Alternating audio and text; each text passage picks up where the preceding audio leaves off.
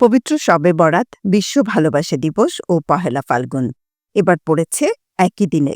একই দিনে তিনটি দিবস হওয়ায় বেশ আনন্দিত ঢাকায় সিনেমার এক সময়ের নন্দিত নায়িকা শাবনূর। এই দিবস তিনটি নিয়ে তিনি তার ভক্ত অনুরাগীদেরও মনে করেছেন। সেই সঙ্গে সবার উদ্দেশ্যে শবে বরাত, পহেলা ফাল্গুন ও বিশ্ব ভালোবাসা দিবস উপলক্ষে বিশেষ বার্তা দিয়েছেন। শুক্রবার ১৪ ফেব্রুয়ারি বিকালে সামাজিক যোগাযোগ মাধ্যম ফেসবুকে লাল রঙের পোশাক পরা ৩টি ছবি আপলোড করেন শাবনূর। ক্যাপশনে লেখেন, আজ পবিত্র শাবান মাসের মহিমান্বিত ও বরকতময় রাত শবে বরাত। এ রাতে মহান আল্লাহর রহমত ও বরকত কামনা করছি। হে আল্লাহ, আমাদের সবাইকে ক্ষমা করুন।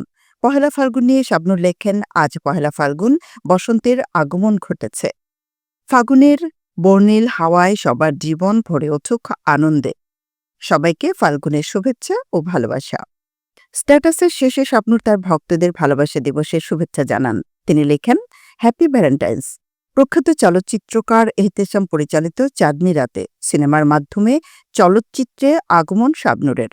প্রথম ছবি ব্যর্থ হলেও পরে প্রয়াত নায়ক সালমান শাহর সঙ্গে জুটি গড়ে ব্যাপক সফলতা পান। ক্যারিয়ারে রিয়াজ, শাকিল খান, ফেরদৌস, শাকিব খান সহ অনেক নায়কের সঙ্গে জুটি গড়ে অসংখ্য ব্যবসা সফল সিনেমা উপহার দেন তিনি।